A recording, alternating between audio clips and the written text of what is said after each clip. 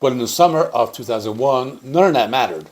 The album sold poorly, the label dropped them, and Öyster Cult, a band that had been making records since 1972, walked away from the studio and didn't come back for 19 years. This is the story of that album, what went into it, what came out of it, and what it cost them. To understand Curse of the Hidden Mirror, you need to understand the moment it emerged from. 3 years earlier, Heaven Forbid had been a genuine creative rebirth after a decade of studio silence following 1988's Imaginos. The band had returned with a record that proved they still had something vital to say. Critics noticed. Fans who had followed them since the 1970s noticed. The album charted in the UK. It felt like the beginning of something. A second wind, a career renaissance of the kind that only a handful of rock bands ever managed to pull off. So the band did what bands do. They toured, they tightened their lineup, they built momentum.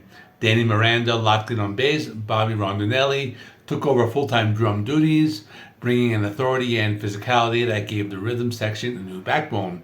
Buck Dharma and Eric Bloom, the two constants who had anchored Öyster Cult through every lineup change and industry shift since the beginning, found themselves writing together more closely and more productively than they had in years. By the time they returned to Millbrook Sound Studios in New York, the same studio where Heaven Forbid had been recorded, there was a genuine creative energy in the room, a sense of purpose. A band that knew exactly what it wanted to make and had the technical ability to make it.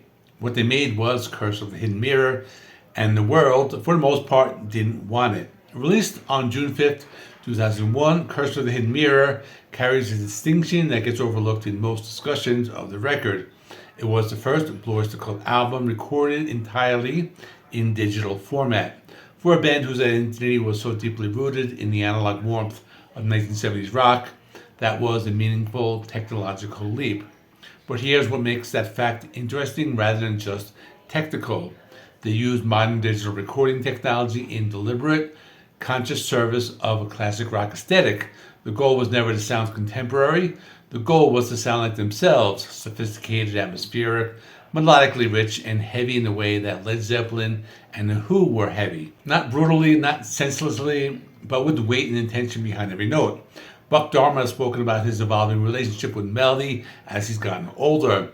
He said plainly that the older he gets, the more melody he wants to hear, and that philosophy saturates every track on this record. His guitar work here is described by reviewers as fluid and idiosyncratically him, a style so distinctive that you could identify in it in 10 seconds without being told who was playing. It's not about speed, it's not about technical showboating, it's about finding the melodic line inside the hard rock structure and following it somewhere meaningful. The album also features a fascinating archival dimension. 3 of its tracks were reclaimed from the band's own history, songs that had been written years or even decades earlier and never properly released. Showtime dated back to 1979, originally written during the Cultosaurus Erectus sessions. Stone of Love originated around 1983.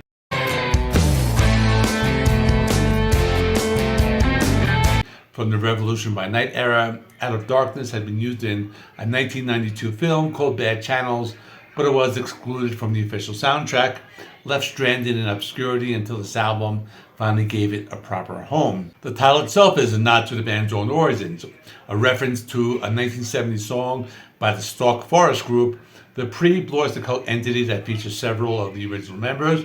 It's a record that reaches backward into the band's history even as it moves forward, a reunion with their own past. If you watch my video on Heaven Forbid, you remember the name John Shirley, the Bram Stoker Award-winning science fiction horror author whose lyrical contributions define so much of that album's character. Shirley returned for Curse of the Hidden Mirror, continuing the literary collaboration that had given Öyster Cult's late career work such a distinctive intellectual edge. He co-wrote a few songs such as I Just Want to Be Bad, which is one of my favorites. And I keep trying, whispering slow and special, something. Öyster Cult has always been a literary band from the beginning. They built their identity around working with writers Patti Smith, Michael Moorcock, Sandy Pearlman, Richard Meltzer. The idea was never just to write songs, it was to create experiences, to build narratives that rewarded close attention, to treat the album as a form of storytelling rather than just a collection of tracks. Shirley's contribution to Curse of the Hidden Mirror lean into a macabre and the apocalyptic. Tracks like The The Old Gods Return deal with ancient and cosmic themes.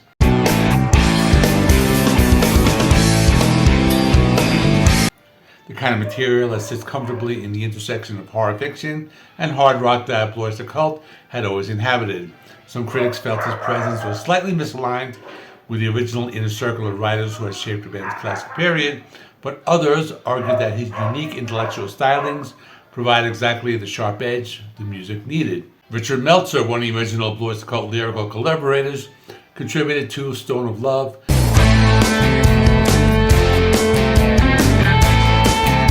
widely considered one of the album's standout moments, noted for its gorgeous melodic angles and mystical tone.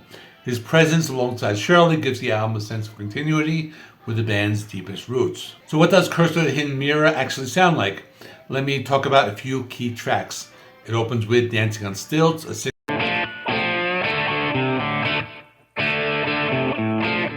6.5-minute statement of intent that critics have described as beautifully measured menace. It begins in one emotional register, employing themes of support and connection in a relationship before shifting into something grander and more cinematic. What one reviewer called a Tales of Brave Ulysses classic rock feel. It's a bold, unhurried opening that announces immediately that this is not a band trying to chase trends. It's a band playing exactly what they want to play. Pocket was the album's only single.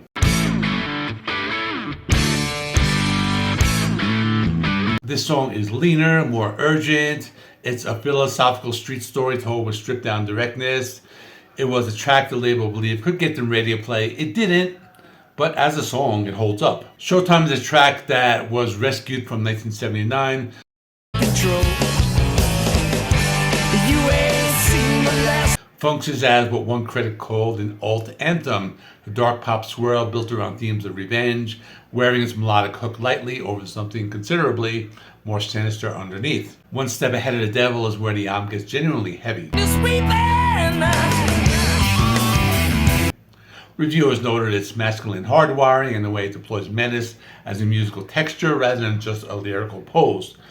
It's the sound of a band that knows exactly how to build and release tension. Stone of Love might be the record's quiet masterpiece, a far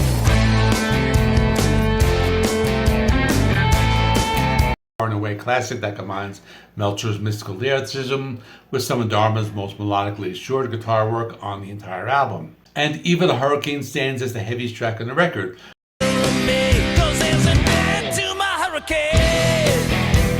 Its power chords arriving with what one reviewer described as shocking relief, a satisfying detonation that the album's more restrained moments have been quietly building toward. The other songs on the record in particular has attracted consistent praise from retrospective reviewers for its irresistible momentum. It's an album that gets better as it goes.